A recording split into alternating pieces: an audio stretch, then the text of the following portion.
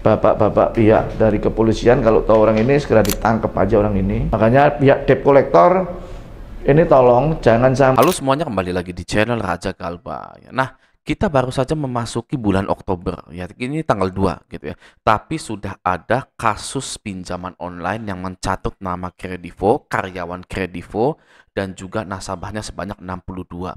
Ya, ini kayaknya akan diproses ke jalur hukum. Permasalahannya ini galbay gitu kan, dan sedang dimediasi oleh pengacara. Berita ini juga saya dapatkan dari pengacara di YouTube ya. Namanya Bapak Armuji ini ya, Bapak Armuji. Dia ini pengacara dan YouTuber juga gitu ya. Nah, langsung saja kita lihat ya apa sih permasalahannya ini gitu kan ya. Ini di sini coba. Bapak-bapak pihak dari kepolisian kalau tahu orang ini segera ditangkap aja orang ini.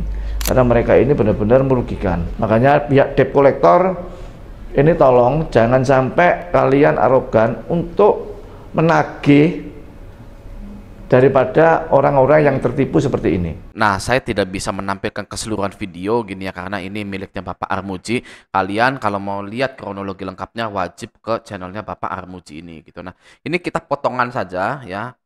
Sebenarnya kasusnya seperti apa sih gitu kan ya. Izin stage ya Bapak Armuji. Sebelumnya. Kredivo itu apa? Kredivo itu aplikasi kredit Pinjaman online. Oh, pinjaman online. Gitu loh, Pak. Nah, dia itu kerjanya di TP, di Tunjungan Plaza. Kita korbannya itu kurang lebih 62 orang. Itu di total kurang lebih untuk kerugiannya 1,5 M, kurang lebih segitu, Pak. Dibantu untuk target untuk install aplikasi Kredivo.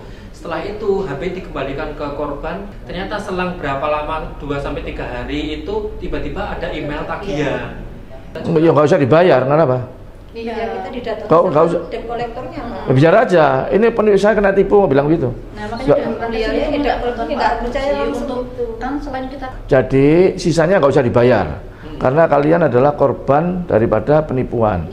Itu ya guys ya. Jadi ada yang ngaku sebagai sales Kredivo. Saya tidak tahu ya itu beneran sales Kredivo atau bukan ya. Tapi permasalahannya itu klasik gitu ya. Ada orang yang mengaku sebagai sales Kredivo, pinjem HP orang lain, didaftarin Kredivo, limitnya cair, lalu uangnya diambil sama sales tersebut gitu ya. Dan korbannya ada 62 orang. Tadi di total kerugiannya itu atau total dia menipu itu sampai 1,5 M, 1,5 miliar. Tadi juga ada yang sudah galbay itu ya, mbak-mbak tadi sudah galbay, didatengin oleh debt collector Kredivo ya kan. Tapi kata Pak Armuji bilang gak usah dibayar lagi karena dia adalah korban penipuan. Bagi Anda yang kena tipu joki pinjol lain-lain gitu ya, itu jangan dibayar lagi guys. Oke, stage ya Bapak Armuji. Terima kasih atas edukasinya untuk kita-kita yang pernah ketipu di pinjol tersebut gitu ya. Nah, bagi kita-kita juga walaupun banyak penipu di luar, kita harus tetap berhati-hati gitu ya. Bukan berarti yang lain ketipu, kita juga bisa ketipu. Jangan sampai seperti itu ya. Kita harus waspada terus gitu ya. Kalau ada yang pinjam HP, pinjam KTP, pinjam SIM, pinjam kakak, jangan pernah dikabulkan. Ya, jangan pernah diberi. Zaman sekarang tahu sendiri ya, kerjaan lagi susah, cari uang mungkin lagi susah gitu kan. Banyak yang terjun menjadi penipu. Nah, ini ada tingkah laku dari DC Kredivonya. Itu tadi sales, sekarang DC Kredivo. Coba kita lihat dulu ya. Ini dari Kredivo, Pak. Dari Kredivo ya. Dia sudah datang dari jam 7.30. Mau ketemu suami saya. Suami saya nggak ada di rumah. Dia tetap mau kekeh di sini. Ini sama aja udah mengganggu kenyamanan orang. Saya minta ditunjukin identitas sama SOP-nya, tapi dia tidak mau. Ibu aja bukan ibunya konsumen, ngapain saya kasih? Loh, saya istrinya. Ini Ya, DC ini mendatangi nasabah tapi tidak mau memberikan identitasnya dengan alasan karena dia tidak ketemu dengan konsumennya gitu loh. Sedangkan yang dihadapi ini adalah istri dari konsumennya. Gitu kan ya. Itu wajib. Mau Anda itu tidak ketemu dengan yang namanya konsumennya, mau ketemu, Anda harus punya sertifikasi penagihan tersebut. Ya, harus wajib punya dan wajib untuk dikeluarkan. Mau nasabah ini nggak bayar, mau nasabah ini bayar, itu wajib ya diberikan gitu kan. Nah, bisa kita lihat juga tadi di videonya sudah dari jam 7.30 ya kan, mungkin udah agak lama, mungkin udah sejam. 2 jam gitu ya. DC macam apa yang 2 jam nagih tiduran di situ, ya duduk aja di situ dan tidak mau menunjukkan ID-nya lagi. Itu awas, hati-hati. Bisa saja orang ini sudah resign, tapi karena si suami ibu ini menjanjikan pembayaran, makanya dikejar tuh. Oh ya. Jadi mungkin saja DC lapangan ini dulunya memang bekerja di Kredivo gitu kan ya. Sudah bekerja di Kredivo tapi karena dipecat, ya Anda tahu nggak beritanya? Ya, sini lihat dulu ya. Nah ya, aksi demo karyawan PT Kredivo Finance Indonesia yang dipecat sepihak oleh pihak perusahaan meminta keadilan hak karyawan. Nih, ya, ini adalah DC Kredivo yang dipecatin. Ya, DC lapangan Kredivo yang dipecatin. Bisa saja ya untuk misalkan membalaskan dendam kepada Kredivo dan lain-lain ya. Orang-orang yang sudah dipecat ini ya ngubungin nasabah-nasabahnya lagi, ditagihin, suruh bayar offline, nanti uangnya dibawa kabur ya. Ingat guys ya, pinjaman online itu tidak bisa dibayar offline, bisanya dibayar online. Oke, jadi kalau ada DC, WA, lapangan, suruh Anda bayar ke dia, jangan pernah mau.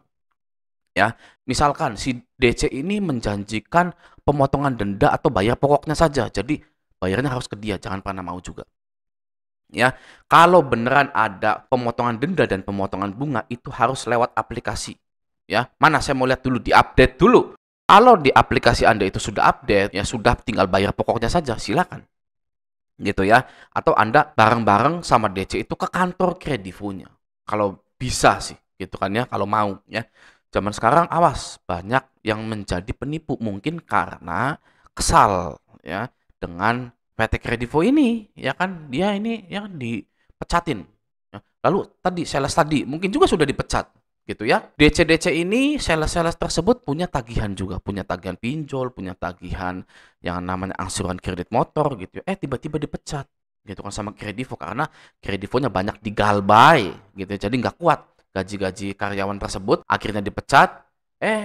Ngamuk tuh ya kan para DC dan salesnya. Makanya mereka berani melakukan seperti itu. Ya, ini.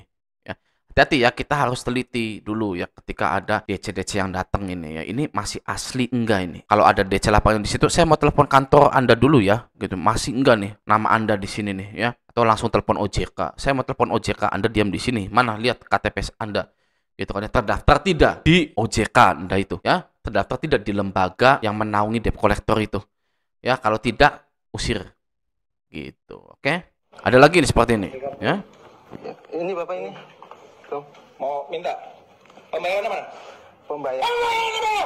Kalau ada uang, jangan. Yang situ. Ya udah. Hah? Kenapa? Ini dari Kredivo ya. Iya, saya dari Kredivo. Kenapa? Ya. Kenapa? Ya kan nagih itu harus pembayaran mana? Ya kan kalem aja gitu loh. Ya kan santai saja gitu. Jadi ada dua hal di sini ya ketika DC lapangan itu ngamuk-ngamuk. Pembayar. Nah, jadi ada 2-3 hal guys. Kenapa DC ini ngamuk-ngamuk? Yang pertama, DC itu di kantornya sudah dimaki-maki duluan oleh atasannya. Kamu ya kebun binatangnya keluar semua. Ya saya contohkan saja. Kamu goblok, ya kamu dogi, kamu anjing, kamu nggak bisa nagih kamu ya. Ya misalkan namanya Markus gitu. Kamu bisa nagih nggak? Goblok kamu itu. Masih kerja di sini nggak? Tagih, ya kan? Nah itu makanya jadi ke nasabahnya seperti ini. Gitu. Yang kedua, ya. Nah, dari nasabahnya ini sudah melembek menjanjikan pembayaran. Ya, sehingga memicu emosi dari DC tersebut. Kalau Anda sudah tidak punya uang, jangan menjanjikan pembayaran, ya. Karena nanti si DC-nya datang lagi, dia tidak dapat, ya kan? Pulangnya dimarahin oleh atasan, ya kan? Jadinya nanti marah-marah ke Anda. Gitu ya. Yang paling benar bagaimana, Bang? Yang paling benar adalah tidak menemui DC lapangan, tidak membalas WA tersebut. Ya, seperti itu. Yang ketiga adalah dia ini ingin nipu. Gitu ya.